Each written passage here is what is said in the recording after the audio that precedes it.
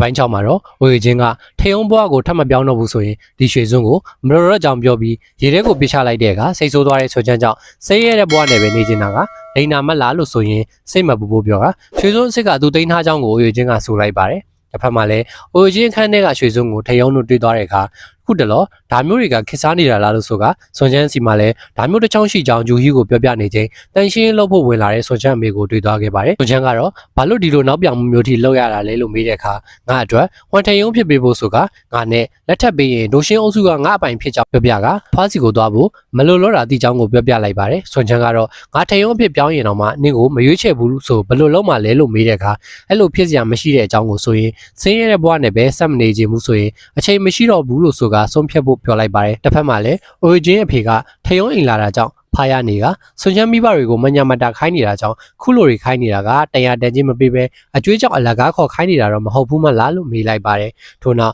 ထယုံတယောက်စားတောက်ပြီးပြန်ဖို့လုပ်နေတဲ့ချိန်အမိုက်သိမ်းနေတဲ့ဆွန်ချမ်းရဲ့အမေကိုတွေ့လိုက်ရတဲ့အခါဒီမှာဒီတို့တွေလှုပ်လှုပ်နေတာကကျွန်တော်သာဆွန်ချမ်းသာဆိုအဲ့လိုမုံမိလိမ့်မယ်လို့ဆိုကတကယ်ချင်းအိမ်မှာအိမ်ကူလုံးနေတာဆွန်ချမ်းအတွက်မတွေးပြီးတော့ဘူးလားလို့ဆိုကထွက်လာခဲ့ပါတယ်ဂျူကြီးကတော့ဒီကိုလာတာဆွန်ချမ်းနဲ့သူ့မိသားစုကိုမလေးမစားမဆက်ဆံနဲ့လို့ဆိုကလာတတိပေးချောင်းကိုပြောတော့အခုချိန်မှာနေမိသားစုစီးပွားရေးပြတ်တော့မှမိုးကိုအေးသားကိုစိတ်ပူဖို့ပြန်ပြောပြလိုက်ပါတယ်တစ်ချိန်တည်းမှာပဲဥက္ခရဝန်ထမ်းဥက္ခရနာရောက်လာပြီးအတင်းဝင်သွားကသူ့ကိုကယ်ပေးဖို့တောင်းဆိုလိုက်ပါတယ်ဒိုရှင်ဘက်ကတော့ရင်းနှီးထားတာတွေကိုပြန်ထုတ်သွားတာကြောင့်ရှယ်ယာရှင်တွေကတုံလုံးနေကြပြီးအဲ့ဒီပတ်စံတွေပြန်ထုတ်လိုက်ရင်သူတည်ပြီလို့ပြောတဲ့ဥက္ခရနာကြောင့်ဒါဆိုရင်ဘာလို့ကုမ္ပဏီကိုအသုံးမကျတဲ့တားရဲ့လက်ထဲကိုအပ်လိုက်တာလဲလို့အပြစ်တင်လိုက်ပါတယ်ဥက္ခရနာကတော့သူမเจ้าဆိုလိုက်ပြီးဒီတခါကယ်ပေးဖို့ပြောတော့အချိန်ချင်းကယ်ပေးခဲ့ပြီးပြီမို့အခုတော့ကုမ္ပဏီကိုသူ့လက်ကိုလွှဲပေးလိုက်တော့လို့ဆိုတော့အစတွေကဒီလိုရည်ရွယ်ထားတာလားလို့ဆိုကလွန်ခဲ့တဲ့6နှစ်ကထေယုံမှုကိုငါဘယ်လိုဖုံးထားပေးလဲမှတ်မိသေးလားလို့ပြန်မေးလိုက်ကဒီလိုမျိုးရင်ခံနေမှာမဟုတ်ဘူးလို့ဆိုပြီးထွက်လာချိန်ဂျူဟီနဲ့ထေယုံစစ်တဲ့ဘွဲကပြီးဆုံးသွားပြီဖြစ်ကြောင်းဥက္ခရဝန်ကပြောပြလိုက်ပါတယ်အိမ်တော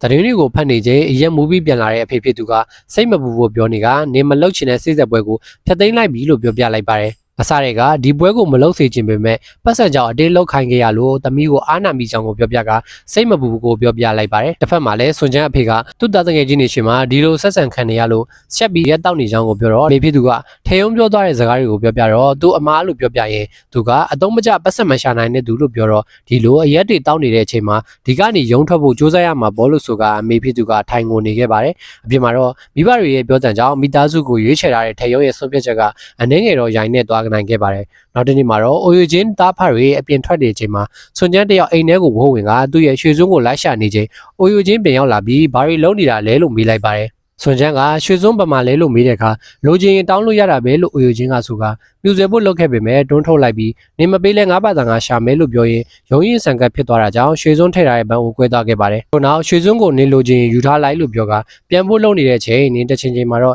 ့ဒီရွှေစွန်းကိုလိုလာပြီးငါ့ကိုလာရှာမှာပါလို့ပြောပြလိုက်ပါတယ်။ထို့နောက်အိမ်မှာစိတ်ပြက်လက်ပြက်ထိုင်နေတော့တငယ်ချင်းထံမှာဂျူဟီတို့မိသားစုစီးပွားရေးပြတ်တော့မဲ့တဲ့ရင်ကိုပြောတော့ရှာကြည့်လိုက်ကစိတ်ညစ်နေတဲ့ဂျူဟီကိုစိတ်ပြေလက်ပြောက်ဖြစ်အောင်ချိန်လိုက်ပြီးတစ်နှစ်တာလုံးကိုစိတ်ညစ်စရာတွေခေါင်းနဲ့မရောက်အောင်ဖန်တီးပေးလိုက်ပါတယ်အိမ်နောက်ဖះเจ้าကိုသွားရင်ဂျူဟီကသူတီကိုလာရင်စိတ်အေးရအကြောင်းကိုပြောတော့သတင်းတွေကြားရတယ်လို့ဆိုကခုတလောပင်မနေတယ်မလားလို့ဆွန်ချမ်းကမေးတဲ့အခါနင်းရှိမှမသိအောင်ဟန်ဆောင်ထားပင်မဲ့တိတာသွားလားလို့မေးလိုက်ပါတယ်ဆွန်ချမ်းကတော့ချမ်းသာတဲ့သူပဲဖြစ်ဖြစ်စေးရတဲ့သူဖြစ်ဖြစ်ပတ်စံမရှိရင်စိတ်ညစ်ရအကြောင်းပြောပြီးချမ်းသာတဲ့သူကမရှိတော့ရင်ပိုခက်ခဲတဲ့အကြောင်းကိုနှစ်သိမ့်ပေးလိုက်ပါတယ်တစ်ဖက်မှာလည်းဆွန်ချမ်းတို့ကိုအိုရချင်းဖေကအိမ်ကနေဖယ်ခိုင်းနေက10ရက်အတွင်းပတ်စံပြန်ဆက်ရမယ်လို့ပြောလိုက်ပါတယ်တကယ်တော့ဒါတွေကိုအိုရချင်းကခိုင်းခဲ့တာဖြစ်ပြီးဆွန်ချမ်းကိုရွှေစွန်းပြန်300အောင်လုပ်ဖို့ဖိအားပေးတဲ့အစီအစဉ်ဖြစ်နေခဲ့ပါတယ်ဆွန်ချမ်းတို့မိသားစုတွေကတော့အကျွေးကြောင့်စိတ်ပူနေကြပြီးတန်း90လောက်ရရင်အဆင်ပြေပြီးဖြစ်ကြောင်းပြောတော့သမီးဖြစ်သူကပတ်စံပေးလိုက်ရင်တော့ဗမာနေရမှာလဲလို့ပြောတော့ဆွန်ချမ်းကိုထယုံပြန်ဖြစ်စေဖို့အကြောင်းဖန်လာခဲ့ပါတယ်နောက်တစ်နေ့မှာတော့အမဖြစ်သူကချင်းငွေ1 3 သန်းထုတ်ပြီး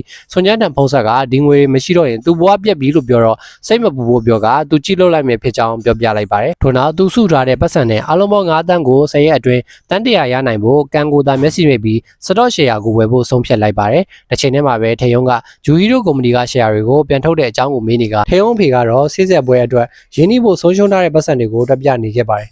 ဘလို့လောက်တာကအကောင်းဆုံးဖြစ်မလဲဆိုတာပြန်ပြီးလိုက်တာကြောင့်အဖေကပတ်စံကိုပဲကြည့်ပေမဲ့သူကတော့ဂျူဟီကိုဆက်ကြိုက်နေပါပဲလို့ဆိုကအပြေးပြီးထွက်လာတဲ့အခါမှာကျောင်းတနေရာကချောင်းနေတဲ့မီရွေးမတို့မောင်နှမကတာဖတ်နဲ့အဆင်မပြေတာကြောင့်ကြိတ်ပြော်နေကဒီအခြေအနေကနေနေရာတစ်ခုရောက်အောင်လုပ်ဖို့ပြောတော့ရောက်ဖတ်အတွက်လက်ဆောင်ပြင်ဆင်ထားကြောင်းကိုပြန်ပြောပြလိုက်ပါတယ်လမ်းမှာတော့ထေယုံကလွန်ခဲ့တဲ့6နှစ်ကပျောက်ဆုံးသွားတဲ့မှညံတစ်ပိုင်းတစ်စားကြောင့်အသက်ရှူကျက်လာခဲ့ပါတယ်အိမ်နောက်အိုယချင်းအဖေကဆွန်ချမ်းအမေကိုတနေရာကိုခေါ်သွားတော့ဘဲကိုသွားနေတာလဲလို့မေးချိန်ယောက်ျားဖြစ်သူထံမှဖုံးဝင်လာခဲ့ပါတယ်။ဆိုချမ်းဖေကတော့ကာတွန်းဆွဲထားတာကိုတပြနေကအလုရှင်ကတော့ဒီထက်ပိုပြီးလက်ဖြစ်တာတွေကိုဆွဲဖို့ပြောပြလိုက်ပါတယ်။ဆိုချမ်းအမေကတော့ပတ်စံပြန်ပေးဖို့ရက်လေးနှစ်လောက်ပေးဖို့ပြောတော့အသားယူကခဏလောက်မေးတာပြီးခုချိန်ကိုပဲအာယုံဆိုင်ဖို့ပြောတော့ထွက်ပြေးလာချိန်နောက်ကနေလိုက်လာပြီးအကျွေးပြင်ပတ်စံမှာထပ်ပေးမယ်လို့ဆိုကသူနဲ့အတူအိတ်ဖို့ပြောတဲ့အခါတွန်းထုတ်လိုက်ပြီးကားပေါ်တက်ပြေးသွားခဲ့ပြီးအရှက်လို့ငိုနေခဲ့ပါတယ်။ဆွန်ချမ်းတို့တငယ်ချင်းတွေကတော့ရှယ်ယာဝယ်တာကစွန်စားရကြကြောင်းပြောတော့ဒီလိုကလွယ်ပြီးမတက်နိုင်ဘူးလို့ဆိုကဖက်နဲ့ကြွားနေတဲ့တငယ်ချင်းကြောင့်တက်တည်သွားတဲ့ဂျွန်ဆော့ကိုသတိရသွားခဲ့ပါတယ်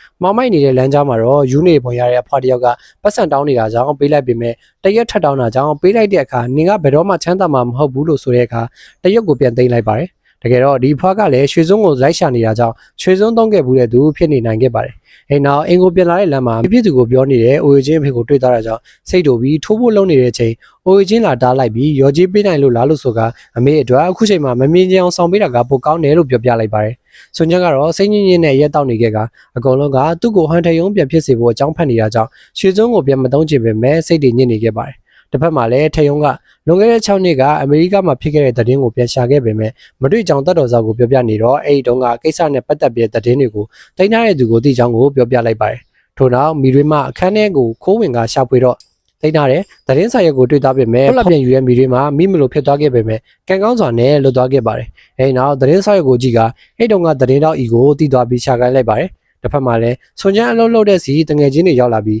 းရှယ်ယာတွေကြရက်ထနေကြောင်းကိုပြောပြတော့အလုပ်ကိုခဏအပ်ခဲ့ပြီးအင်ကိုပြန်ပြေးလာတဲ့အခါရှယ်ယာစတော့တဲ့ဝင်ကြည့်လိုက်တော့ဈေးတွေကြကအရှုံးပေါ်နေတာကြောင့်ရွှေစုံကသာသူတို့မိသားစုကိုကယ်နိုင်တော့မှကိုတည်သွားခဲ့ပါတယ်။ဆွန်ချမ်းမိဘတွေကတော့မိုးရွာတဲ့အိမ်ကနေဆင်းပေးလိုက်ရတယောက်တနေရာစီအိပ်ဖို့ပြောနေကြပါတယ်။အဲ့ချိန်မိုးရေဆူရွှဲနေတဲ့ဆွန်ချမ်းကအိုယိုချင်းထံကိုသွားကစကားပြောဖို့ဆိုလိုက်ပြီးမနေ့ပြန်အဖွားနဲ့ပြန်တွေ့ရမှာမို့အရေးကြီးနေတာမလားလို့အိုယိုချင်းကမေးလိုက်ပါတယ်။ဒီလောက်တောင်လိုချင်နေလူထောက်ဖို့လူကြားရဲကိုပြောပြလိုက်ပါတယ်။တစ်ဖက်မှာလည်းဂျူရီကိုကမီရွေးမရဲ့မောင်ဖြစ်သူနဲ့တွေ့ကဂျူရီရဲ့ရှယ်ယာတွေကိုလာရောက်နေခဲ့ပါတယ်။အိမ်နောက်ညဘက်မှာတော့ဥက္ခရနာကဂျူရီကိုပေးထားတဲ့ရှယ်ယာတွေကိုအကိုဖြစ်သူကိုပေးလို့စိတ်ဆိုးနေကပတ်စံကြောက်တာနေကဂျူရီဖြစ်နေကြောင်းကိုပြောတော့အဖေကပတ်စံအကြောင်းပဲပြောနေတာလို့ဆိုကစိတ်ဆိုးပြီးအိမ်ကနေထွက်လာခဲ့ပါတယ်။အဲ့ဒီအချိန်မှာပဲထေယုံကဥက္ခရနာအိမ်ကိုရောက်လာကအမေရိကမှာဖြစ်ခဲ့တဲ့ကိစ္စတွေကိုမေးဖို့ရောက်လာခဲ့ပါတယ်